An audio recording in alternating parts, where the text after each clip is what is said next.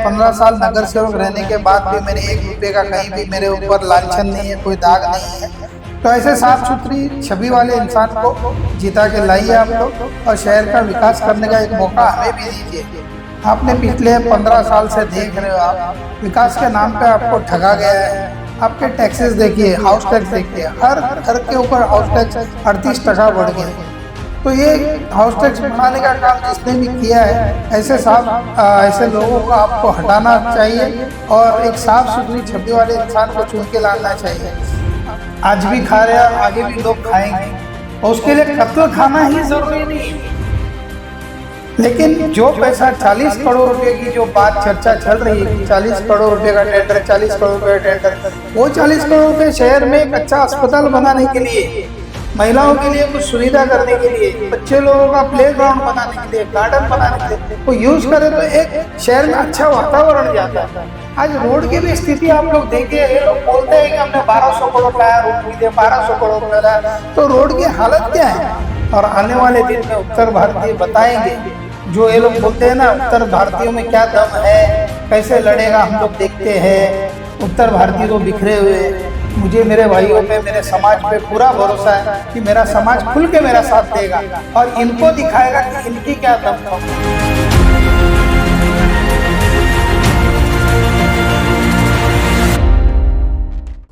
इस समय महाराष्ट्र में चुनाव का बिगुल बज चुका है और चुनाव की तैयारी चालू है और इसी कड़ी में मीरा बंदर की जो विधानसभा क्षेत्र है 145, उसके भी कई उम्मीदवार अपना चुनावी उम्मीदवार बन के देख रहे हैं।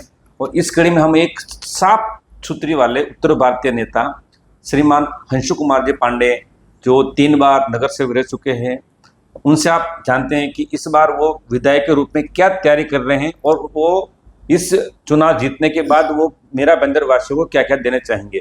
तो आइए हम मिलते हैं हंसु कुमार पांडे जी से। सर, सबसे पहले हमारे चैनल पर आपका स्वागत है। धन्यवाद।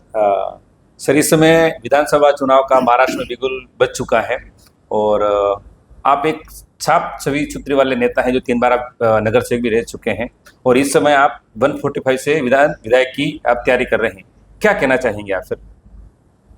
सर, मैं जनता से अपील करूंगा कि मैं 15 साल नगर सेवक रहने के बाद भी मैंने 1 रुपये का कहीं भी मेरे ऊपर लांछन नहीं है, कोई दाग नहीं है।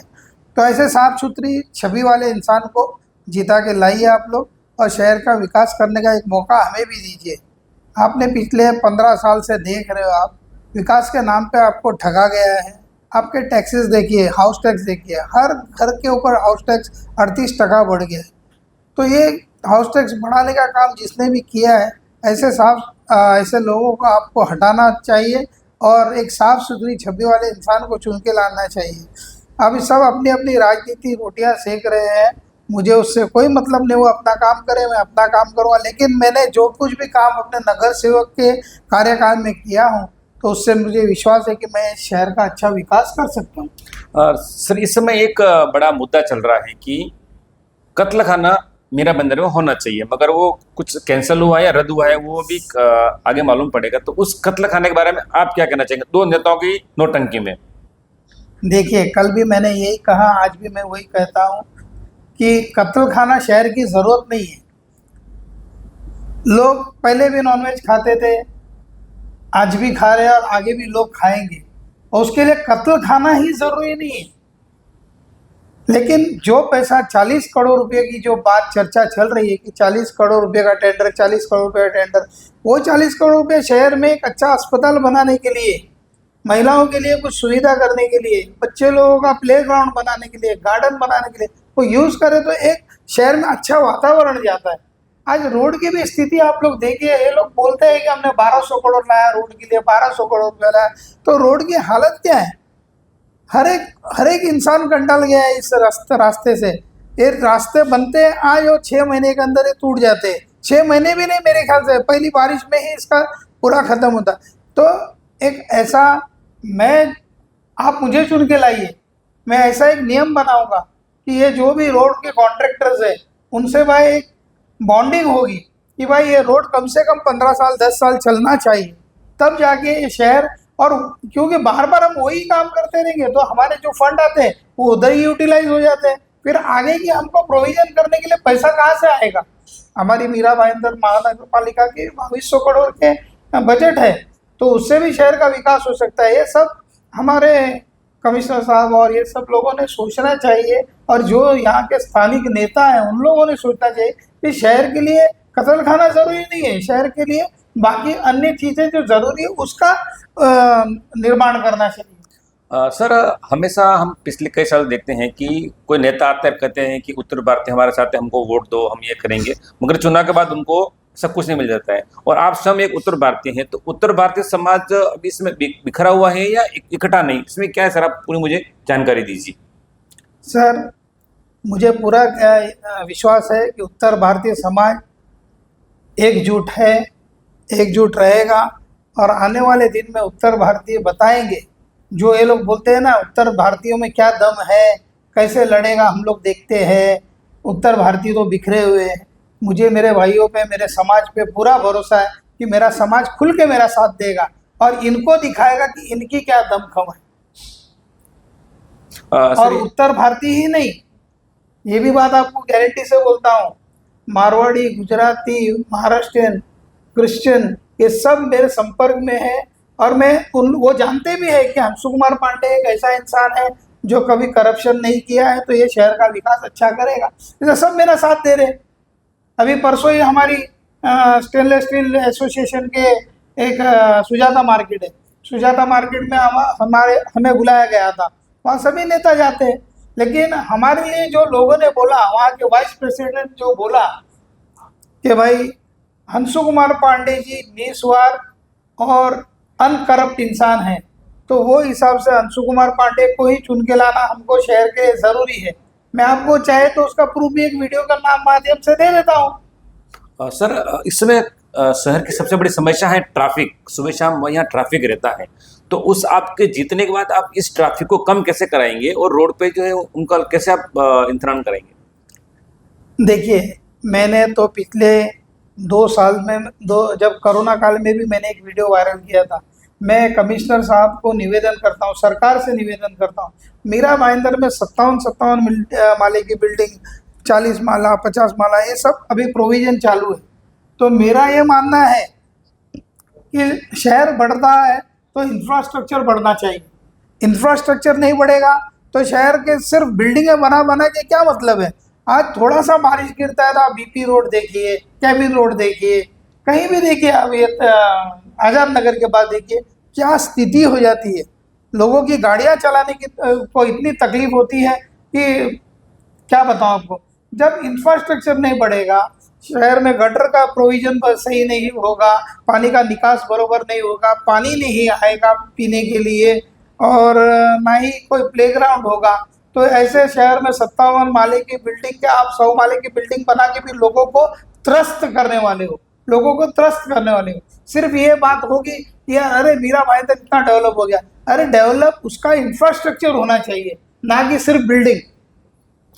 सर, इस चुनाव में आप जब चुनाव लड़ने जा रहे हैं, आपने पूरा मानस बना लिया है, वो लोग बोलते हैं कि जो लोग सामने बड़े लोग हैं वो धुरंधर हैं, और आप नगर से आप उनसे कैसे मुकाबला करेंगे? इससे कैसे होगा?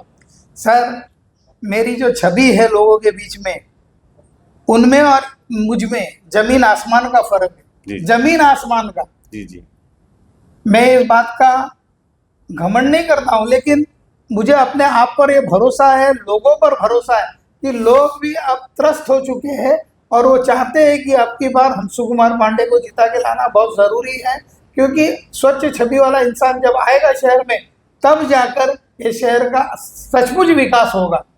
गत चुनाव में भी उम्मीदवारों ने कहा था कि हम टोल हटा देंगे, हम अच्छी शिक्षा लाएंगे, मगर हम 5 साल बाद जब आज हम स्कूल देखते हैं, सरकारी स्कूल मनपा के, तो वही स्थिति है जहाँ गंदीवाड़ा है, स्कूल टीचर टाइम पे आते नहीं आते हैं वगैरह, बहुत बड़ी है। और एक है टोल नाका, जो उन्होंने कहा था मगर अभी तक वो टोल नाका हटा नहीं है। आप उसके बारे में क्या कहना चाहते हैं? सबसे पहले मैं शिक्षा के बारे में ये कहूँगा कि मेरे आने के बाद शिक्षा का स्तर अच्छा हो जाएगा, ये मैं पूरी कोशिश करूँगा। आज जो मानवपा स्कूल है उसमें बच्चों को इतनी सुविधाएं नहीं है, ना ही अच्छे एजुकेशन मिलते हैं। आप खुद भी अपने बच्चों को मानवता के स्कूल में क्यों नहीं पढ़ाते? उसका कारण यही है कि शिक्षा का स्तर सही नहीं है। शिक्षा का स्तर वहाँ सुधरेगा तब जाके शहर का विकास होगा। लड़कियों के लिए जो सरकार ने नियम लाया था कि 20% लड़कियों को, जब म्यूनसिपल कॉरपोरेशन के स्कूल से पास हो गई जाती तो 20% लड़कियों को फ्री एजुकेशन दूसरे स्कूलों में, प्राइवेट स्कूलों में मिलना चाहिए, लेकिन आज भी वैसा होता नहीं है।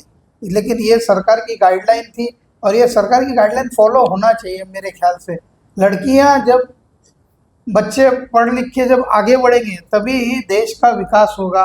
देश में पढ़े लिखे लोग आएंगे तब जाके करप्शन कम होगा। पढ़े लिखे लोग कम है इसलिए इनको ऐसा है कि हम लोगों के ऊपर कैसे राज करें। ये आपको क्या बताएं कि इन लोगों को कैसे गुमराह कर करके अपना खुद का विकास कर रहे हैं। जब पढ़े लिखे लोग, अच्छे लोग यहाँ आएंगे, नगर पालिका में आएंगे, विधानसभा में जाएंगे, तब जाके विकास होगा, तब जाके विकास होगा। करप्शन का स्तर जब कम होगा या खत्म होगा, खत्म तो देखिए ग्लोबली है, लेकिन जो मीरा भाईंदर में पैसा आता है, इतना करोड़ों, हजारों करोड़ रुपया आया, लोगों ने दावा भी किया है कि हमने हजारों करोड़ रुपया लाया, तो वो हजारों करोड़ में से अगर 80% पैसे का भी अगर काम होता था ना, तो लोगों को एक दिखता था लोगों को कि भाई ये नहीं, सचमुच ये काम हुआ है। शिक्षा के स्तर में कोई सुधार नहीं हुआ क्योंकि इनकी खुद की निजी स्कूलें हैं। हर विधायक ने निजी स्कूल बना के रखा है, तो कैसे शिक्षा का स्तर सरकार का सुधरेगा? और मैं चाहूँगा कि मुझे जिता के दीजिए, मैं 200% ये काम करके दूंगा आप लोगों का। रही टोल नाके की आपकी बात, टोल नाका भी मैंने मेरे दिमाग से तो ये सोचा है कि सरकार से निवेदन करूंगा कि भाई जो मीरा भाईंदर के नागरिक हैं, सिर्फ इधर यहाँ 5 किलोमीटर के रेंज में या 10 किलोमीटर के रेंज में रहते, उनके लिए एक आई कार्ड बनाइए, उनके आधार कार्ड से लिंक करिए, और टोल नाके पे जाएंगे तो वो अपना आई कार्ड दिखाएंगे तो उनको फ्री ऑफ टोल जाने को दीजिए और आने भी दीजिए। ऐसा एक प्रोविजन करूंगा। ये बहुत मुद्दे उठाए, मगर जब भगवान से हम प्रार्थना करते हैं कि आप चुनाव जीत जाएं, तो ऐसे क्या मुद्दे रहेंगे महिलाओं, बच्चों के लिए और इस आम जनता के लिए कि आप वो करना चाहेंगे चुनाव जीतने के बाद? सर, मैंने तो कई बार बोल चुका हूं, मैं महिलाओं के लिए एक अच्छा अस्पताल सेपरेट बनना बहुत ज़रूरी है, क्योंकि महिलाओं के लिए कोई भी सुविधा यहाँ नहीं है। मीरा भाईंदर में मैटरनिटी की सबसे बड़ी तकलीफ है।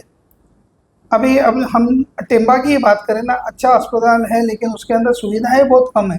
सीजरिंग का भी सुविधा नहीं है, और आजकल के बच्चे क्या है, सीजरिंग पे ज़्यादा डिपेंडेंट है, तो वहाँ सीजरिंग का एक सुविधा होना ज़रूरी है। नहीं तो एक अच्छा अस्पताल बनाइए ना, एक कत्ल खाने के बदले एक अस्पताल बना दे। 40 करोड़ में मैं बोलता बहुत अच्छा अस्पताल बन सकता है, क्यों नहीं बन सकता है? इसमें लोगों के अंदर एक सोच होना चाहिए, लोगों की काम करने की क्षमता होना चाहिए। ये चाहते हैं कि भाई पहले टेंडर निकाले और पहले हम अपना पैसा ले लें और लोगों को गुमराह करते रहे कि भाई हम ये बना रहे हैं, हम वो बना रहे। आप बताइए ना, कितने टेंडर निकले, कितने विखंडित हुए, कितने कॉन्ट्रैक्टर लोगों के भी पैसे डूबे हो गए इसमें। मुझे जानकारी नहीं है इस बात की, लेकिन मैं हकीकत बता रहा हूँ। मैं प्लेग्राउंड के लिए बच्चे लोगों के लिए काम करूँगा। बच्चे लोगों के लिए प्लेग्राउंड बहुत ज़रूरी है, क्योंकि उनकी फिजिकल फिटनेस बहुत ज़रूरी है। फिजिकल फिटनेस पे लोगों के ध्यान रखूँगा। सर, आप स्टील मार्केट से जुड़े हुए हैं और हमारा जो महानगर है वो जस्ट मुंबई से जुड़ा हुआ है, तो आप क्या यहाँ कोई बड़ी इंडस्ट्री लाना चाहेंगे जिससे कि आम लोगों को काम मिले? क्योंकि यहाँ से बहुत लोग प्रतिदिन मुंबई जाते हैं काम के लिए, ऐसा कुछ आप कर पाएंगे? सर देखिए, एशिया की सबसे बड़ी इंडस्ट्री मीरा भाईंदर ही थी, ये आप भी जानते हैं, सभी जानते हैं। लेकिन ये खत्म, धीरे धीरे सब लोग पलायन कर गए और लोगों को सुविधाएं नहीं मिली इंडस्ट्री में। आज भी आप देखिए, इंडस्ट्री के अंदर ना रोड की सुविधा है, ना रास्ते की। इवन हाथ गाड़ी वाला बेचारा कैसे इतना माल लोड करके हाथ गाड़ी खींचता है, वो उसका भगवान जाने और दिल जाने। हमारे एक यही गली का आप लोग एक वीडियो निकाल के डालिए ना, फिर उस पर कि दिखाइए लोगों को कि क्या स्थिति है। हमारे टैक्स पावती में स्ट्रीट टैक्स लगता है। स्ट्रीट टैक्स के मतलब गलियों का टैक्स, गली बनाने का। एक भी गलियां बनाए। हमने इनके नगर सेवकों को कितनी बार रिक्वेस्ट किया, कोई बनाने को तैयार नहीं है। हाँ हाँ अंशु जी, मैं करके देता हूँ, मैं करके देता हूँ। इसलिए हमने ये बीड़ा उठाया है कि अब की बार हमको खुद को ही मैदान में उतरना पड़ेगा ताकि इस शहर का विकास हो।